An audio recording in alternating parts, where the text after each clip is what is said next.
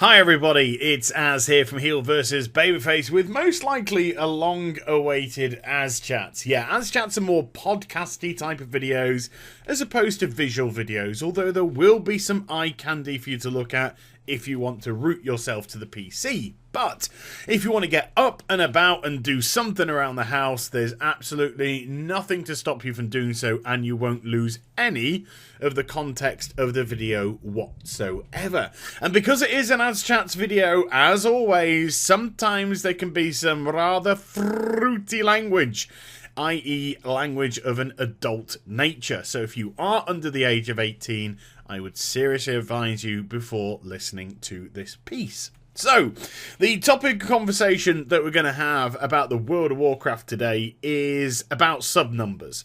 And are we, as players, in a Catch-22 situation? Whereas if the game has a low number of subscribers, we're fucked.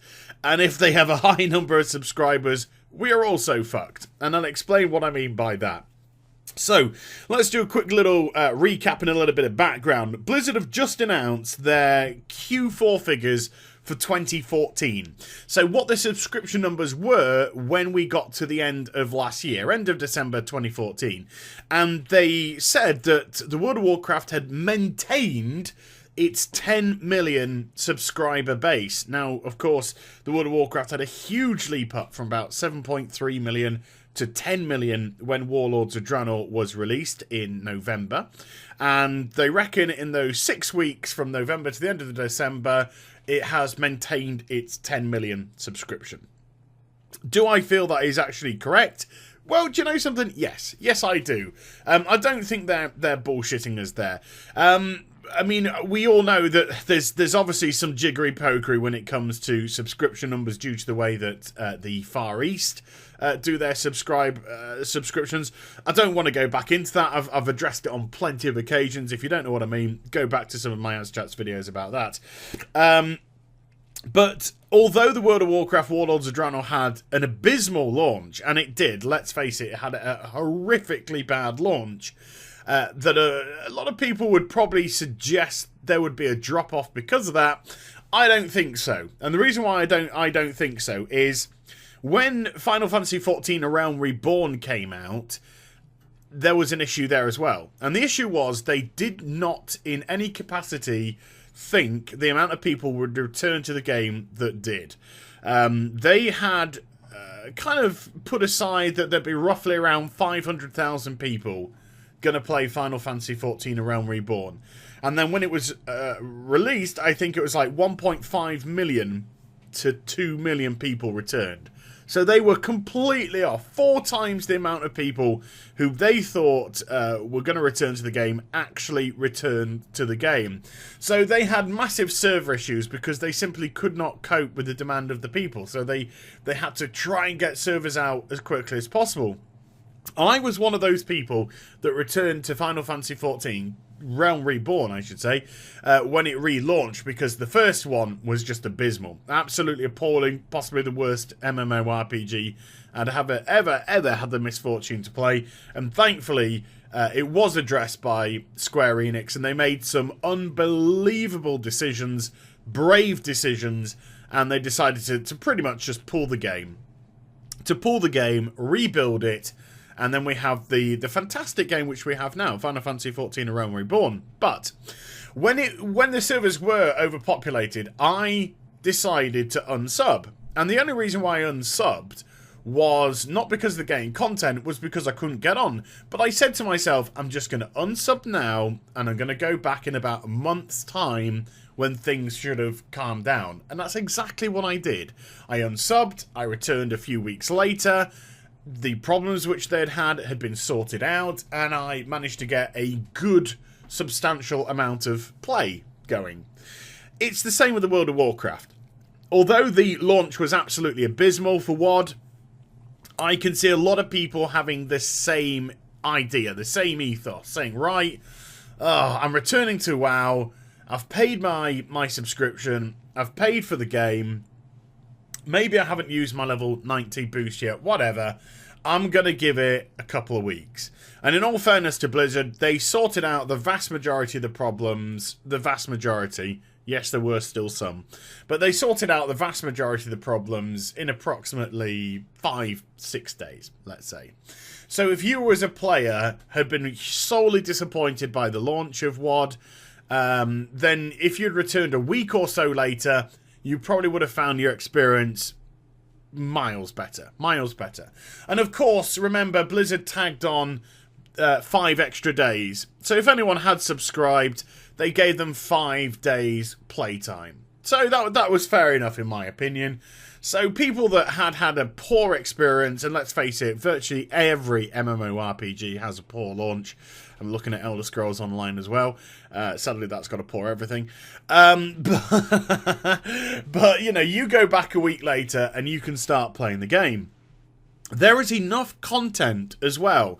There is enough content in 6.0 to allow somebody to play the game a relatively large amount per day even, and still have, quite a few things to do.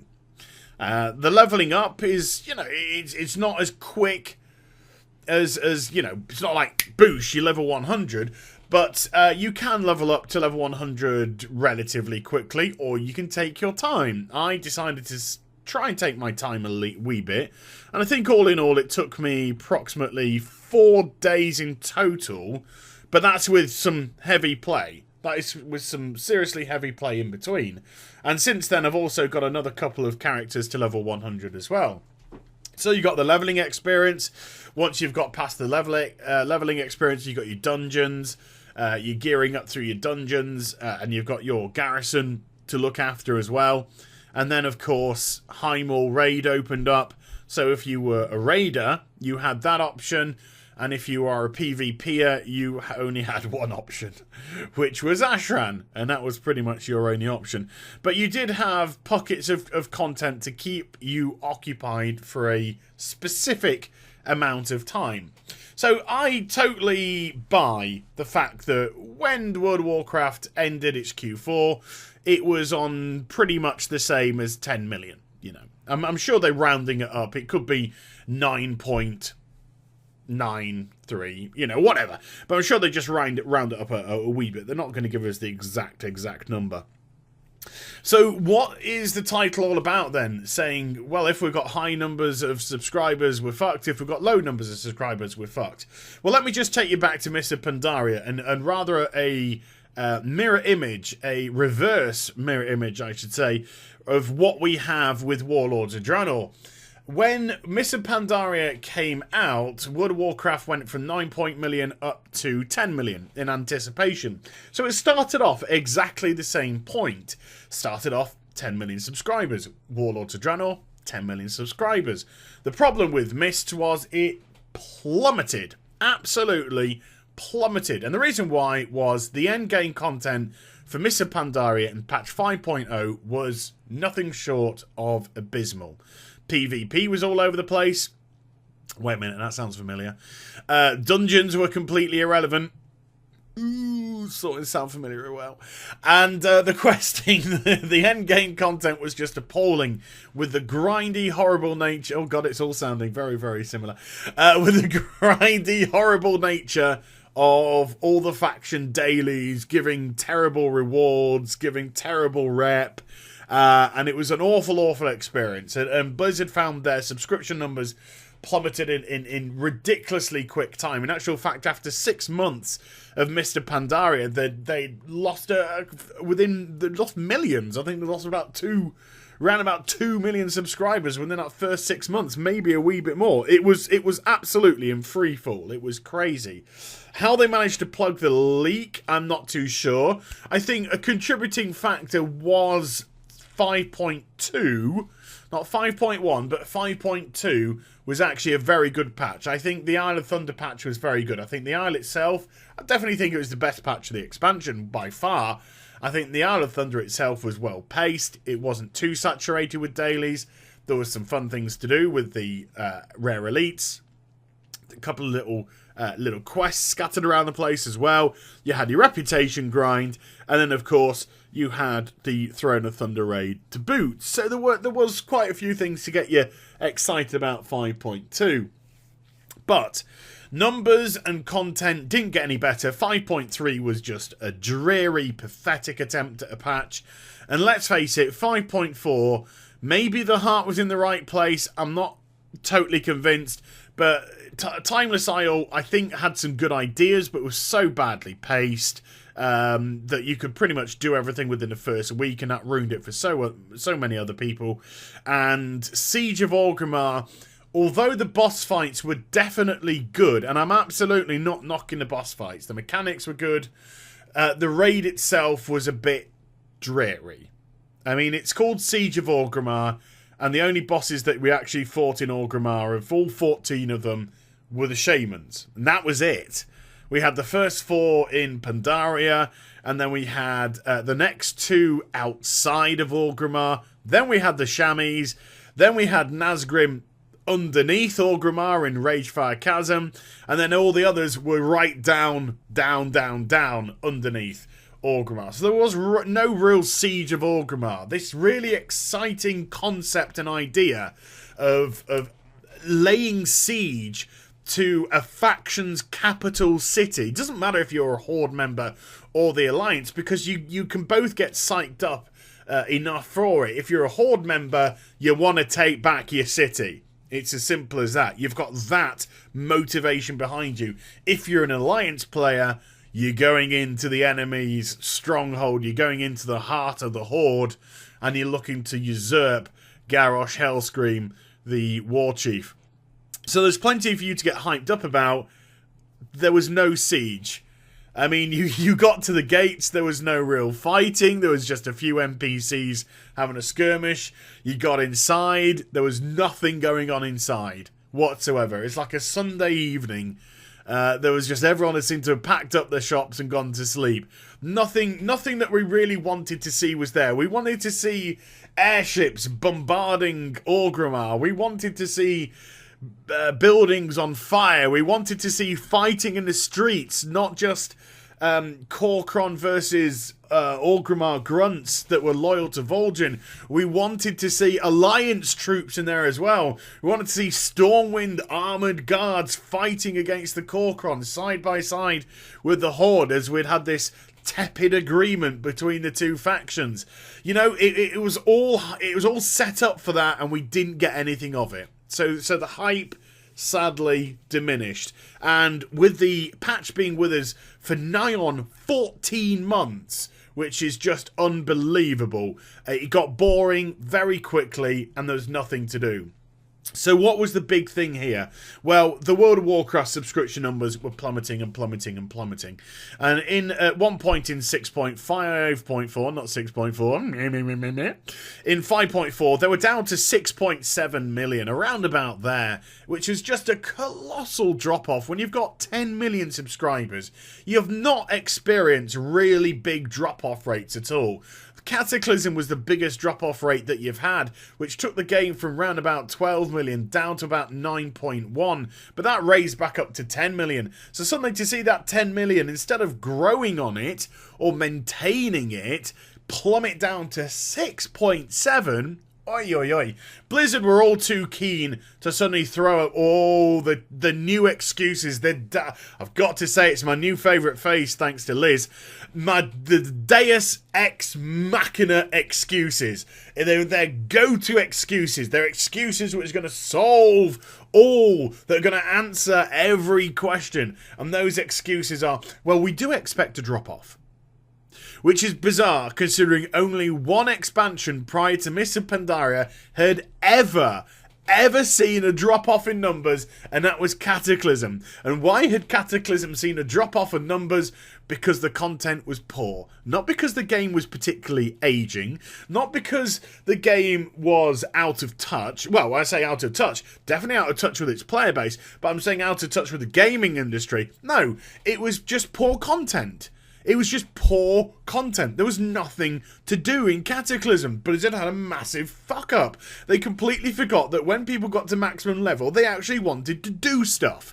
And there was nothing really for them to do whatsoever. And there weren't even that many raids either as well. So it wasn't as if you could lose yourself in any of these raids that were coming out. Bastion of Twilight was the first one, but a relatively short raid. Then you had Throne of the Four Winds, very short raid. Then you had Blackwing Descent, very short raid. Firelands, pretty short raid. And then, of course, you had your finishing off in Siege of Orgrimmar, which is probably the worst raid that Blizzard have ever done. It was diabolical. A lot of those fights, really knacky, really horrible, not great fun. And that is what the problem of Cataclysm was. So it wasn't the fact that the genre and the gaming industry was turning into different directions and going here and there, and the World of Warcraft was desperately trying to keep up with it. Nothing to do with that whatsoever. The content was poor. People didn't want to play it.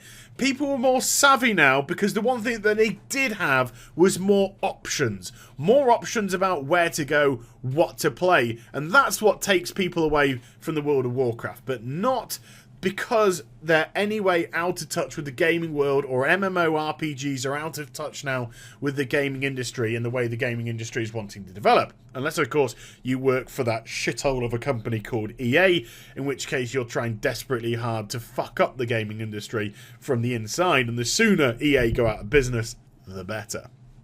And then hopefully somebody else will pick up the Dragon Age franchise.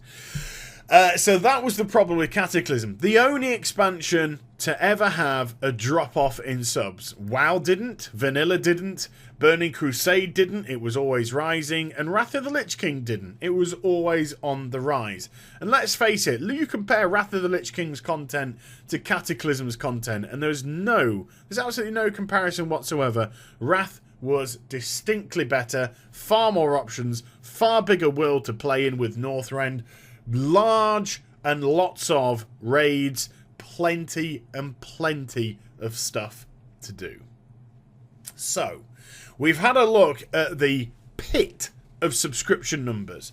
What did Blizzard do when they hit rock bottom? Well, I said it earlier, we went 14 months without any content. Why did we go 14 months without any content? The word on the street was that they had hired 70 new people.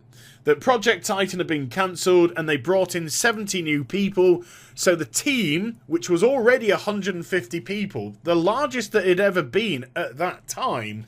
So, of course, things like Wrath of the Lich King and Burning Crusade were actually created, and all those contents were created, and all those dungeons and all those raids were created with much fewer people than the World of Warcraft has now. They brought on board 70 new people, elevating their team from 150 to 220.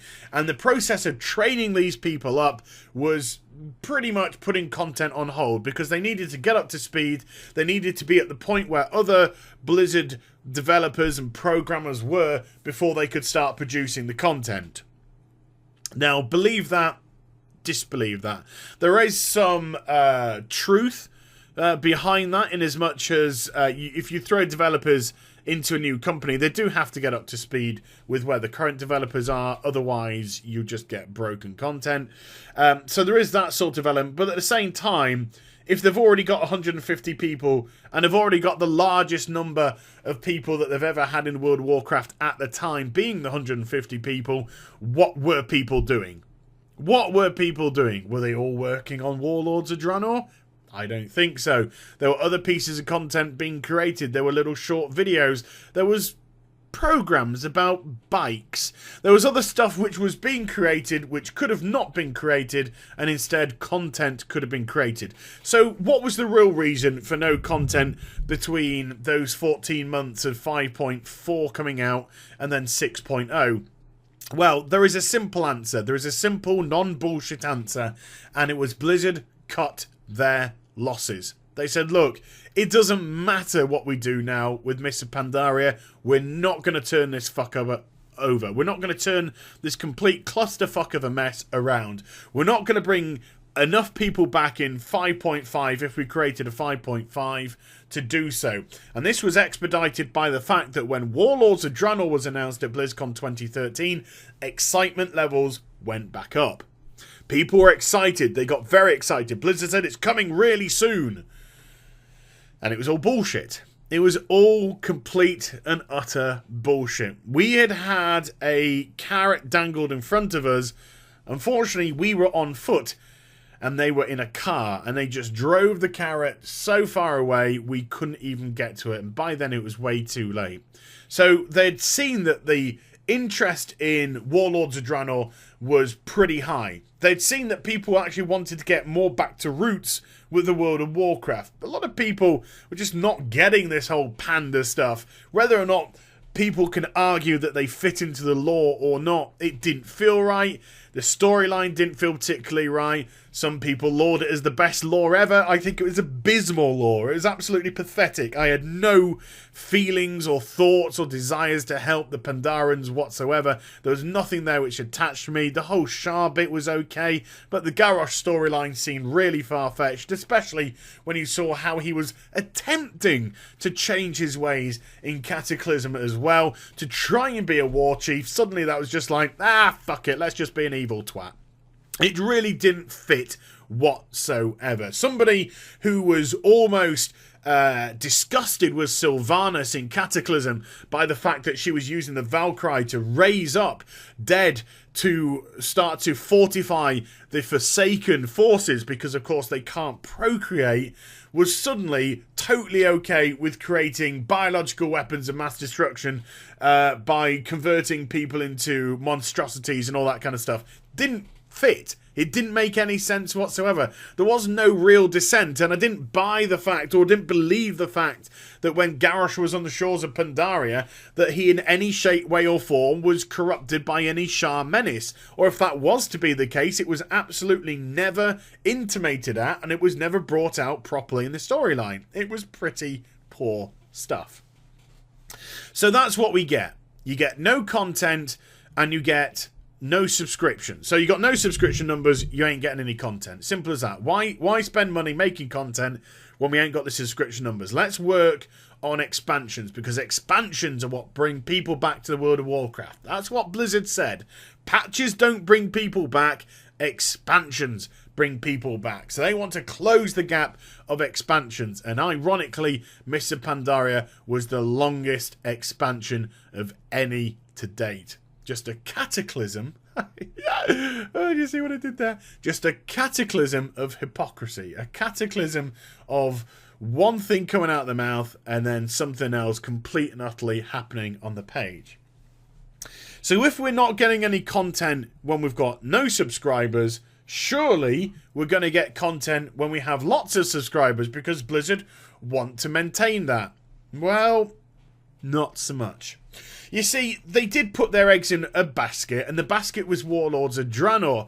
And the content in 6.0, I believe, is actually pretty darn good. Not amazing, but I think it's pretty darn good. I think there's some fantastic ideas there with your garrisons and whatnot. Some things that which can evolve over time and not going to get stuck and linear. That said, they're juxtaposed by some of the most appalling pieces of content with the Apexis Crystal Daily. It's just awful. It's just grindy. It's just boring.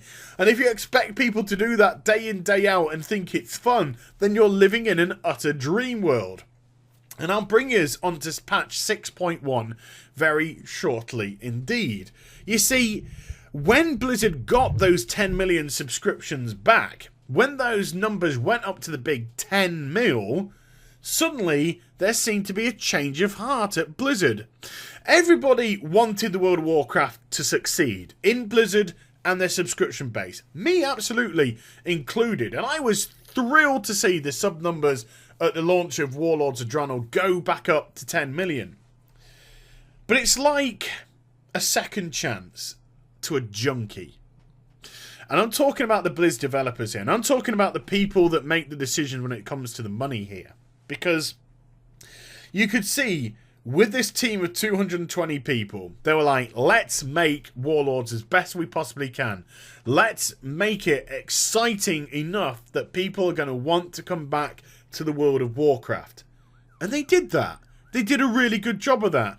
I think the idea of going to an alternate, although I would prefer just going back in time, but the idea of going back to an alternate Draenor that hasn't been destroyed was a really clever idea. Because we can, again, I'll use the terminology, juxtapose Outland next to Draenor. And we can see the two side by side. We can have a look at Tanaan Jungle, and then we can look at Hellfire Peninsula. They are chalk and cheese, and yet they are the same place. We can look at Blade's Edge Mountains, and then look at Gorgrond and Frostfire Ridge. Two continents which seems to have collided together and formed this one continent for Outland, or zone if you prefer, but let's face it, in the reality they're technically going to be little continents, aren't they? And then of course you have Spires of Iraq blasted away from the world completely, but we see the zone in its glory here.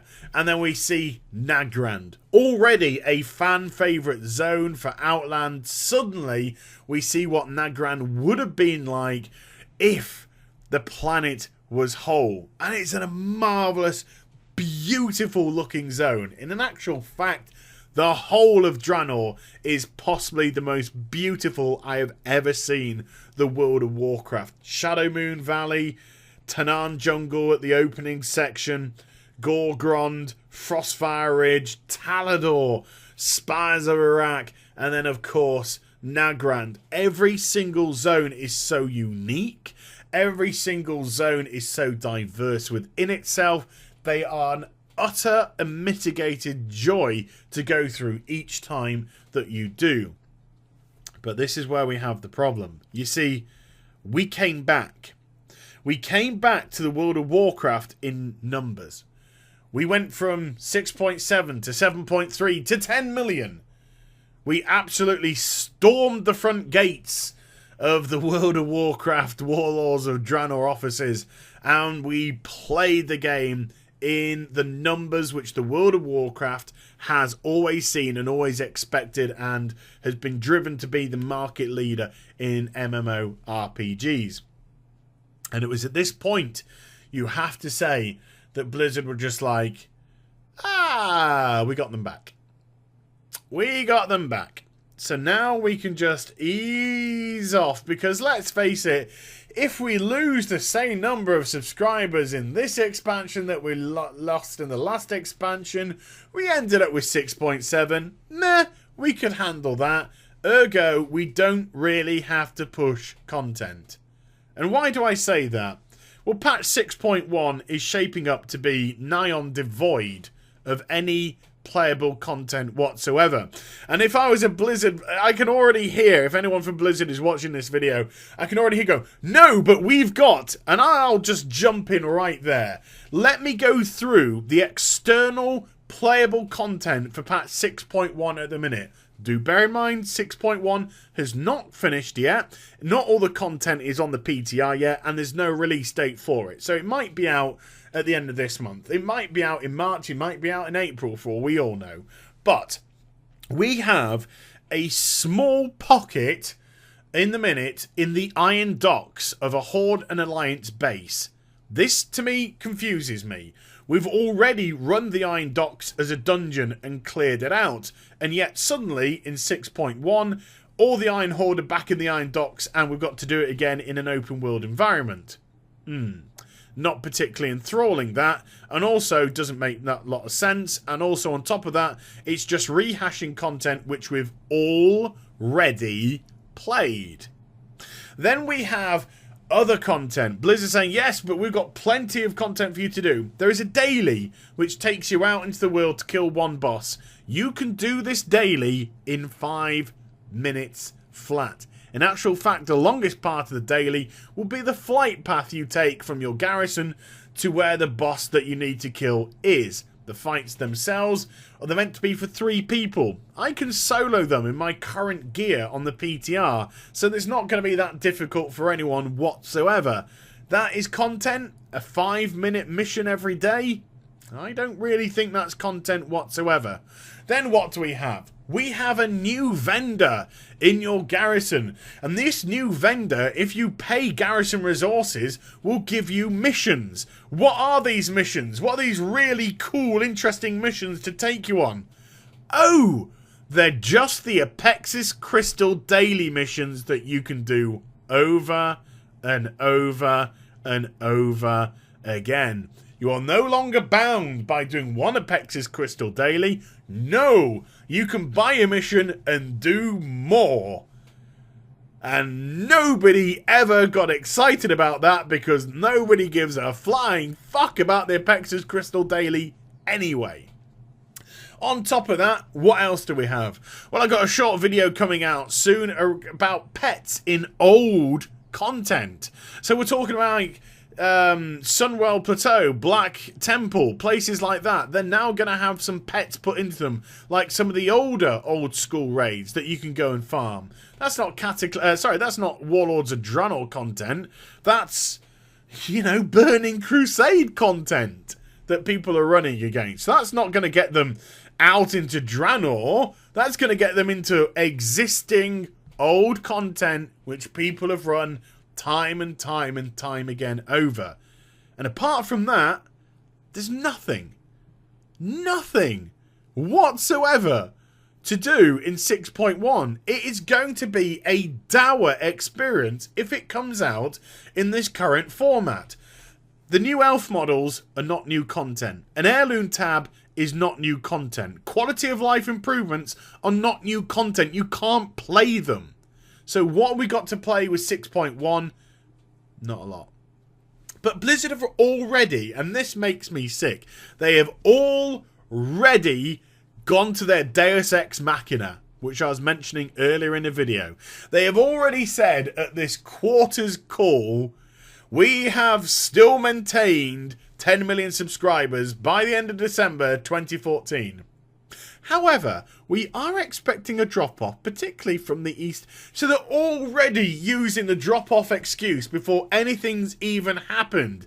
And yet, if patch 6.1 came out with some legitimate content, some more dungeons, because dungeons are already absolutely irrelevant in the Warlords of Draenor. Nobody is farming dungeons for gear. Nobody needs that gear anymore. They can jump into LFR and get substantially more. And in a couple of weeks' time, not only that, they can jump into Blackrock Foundry LFR and just scoop up even higher level gear. Dungeons are absolutely irrelevant now. 6.1 was the perfect opportunity to throw 2 or 3 more dungeons into the World of Warcraft expansion, which again had something to offer, had either high levels of gear to offer, had either pets or mounts to offer, had some sort of challenge mode element possibly to it, or even if they don't want to get that involved in the challenge mode season, fine, you just put it separately away from that, and you create their own distinct, unique feel to them. Farallon. It's not going to come in this. Where's the other island that was on the southwest coast? That's also been removed from the map. 2 land masses which were showing up in BlizzCon 2013 on the Draenor map, removed. Why have they been removed? What have Blizzard said about those? Well, we don't know if we're going to use them.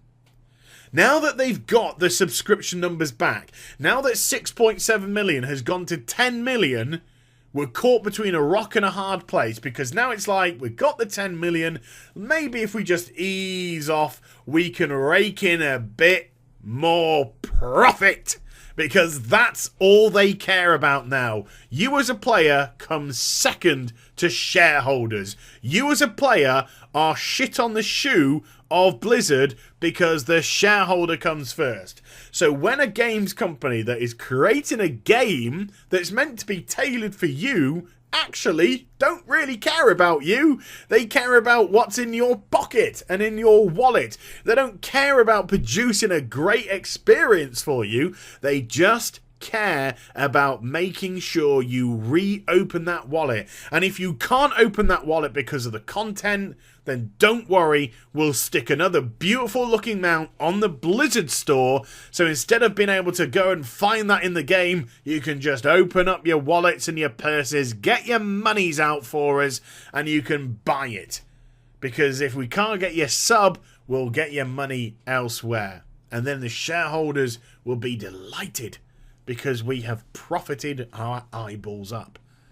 This is the problem which we now have. Now that the 10 million subscribers are back, are Blizzard getting complacent? 6.1 shows a distinct lack of any creativity whatsoever, so it certainly points in that direction.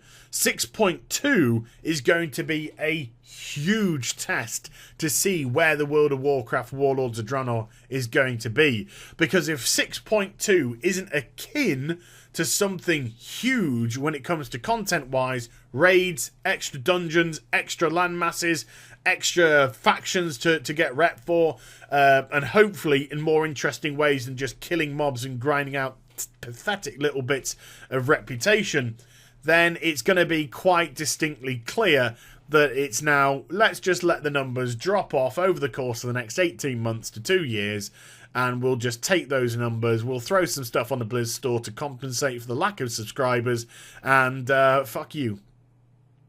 And that's what it will be. And that's really what it will be. So I'm going to be very keen and interested to see what people's reactions to patch 6.1 is going to be. Currently, on the PTR, I have got next to nothing to be excited about.